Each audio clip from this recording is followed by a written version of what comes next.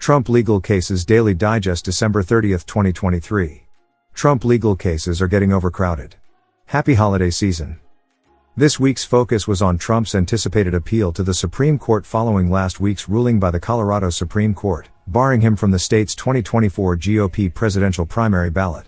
The ruling is based on a post-Civil War constitutional amendment preventing insurrectionists from holding office. Trump appealed this ruling through the Republican Party. A new challenge came from Maine, which is under consideration. It's important to note that Trump's status on the ballot, as the Republican frontrunner, doesn't impact his ongoing 4 criminal trials.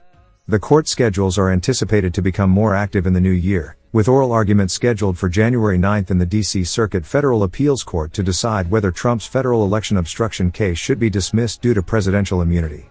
Special counsel has submitted his brief to the court. Stay tuned for updates on these legal developments.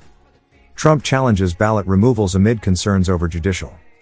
Former President Donald Trump is strategically mobilizing legal challenges against his removal from GOP primary ballots in Colorado and Maine, invoking the 14th Amendment's bar on insurrectionists holding public office.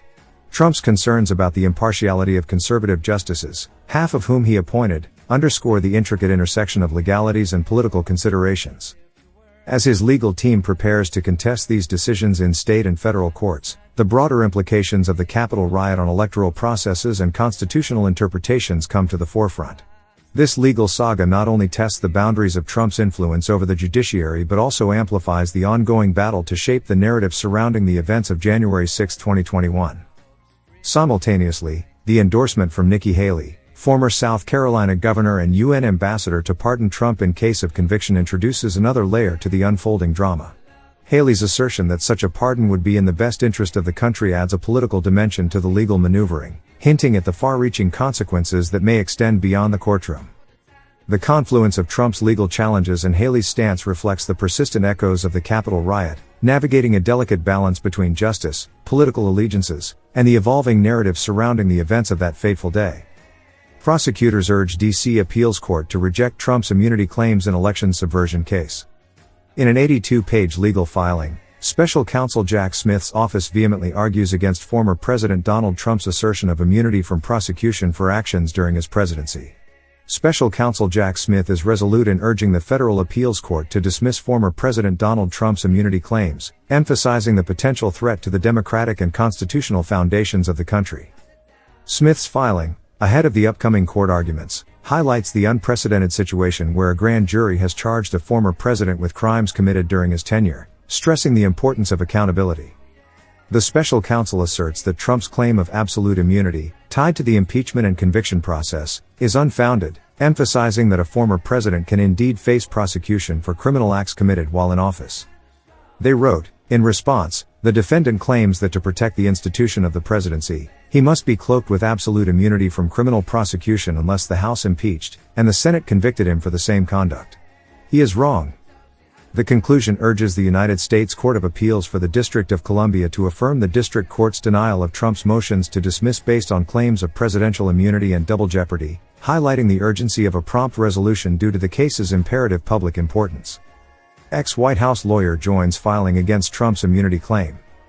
Conservative attorney George Conway and former Trump lawyer Ty Cobb have joined forces with special counsel Jack Smith in a collective filing challenging former President Donald Trump's immunity defense.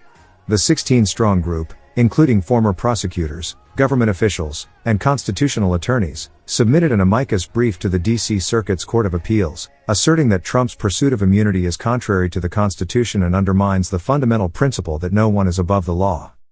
In the 36-page motion, the group contends that Trump's actions following the November 2020 election, leading up to the Capitol riots on January 6, 2021, were beyond his presidential duties and therefore not shielded from federal criminal prosecution. The filing underscores the collective interest in upholding the proper scope of executive power and ensuring the enforcement of laws enacted by Congress. Despite Trump's plea of not guilty to charges of defrauding the U.S. by attempting to disrupt the peaceful transfer of power, the group maintains that his demand for immunity cannot be reconciled with the Constitution. As the legal battle intensifies, the filing adds to the mounting challenges facing Trump's appeal to dismiss the federal election interference case based on claims of presidential immunity. While a victory in the D.C. Appeals Court could lead to the dismissal of the Washington, D.C. case, experts suggest that such an outcome is uncertain at this point. Thanks for watching. If you like it, comment and hit the like and share buttons. Subscribe for future videos.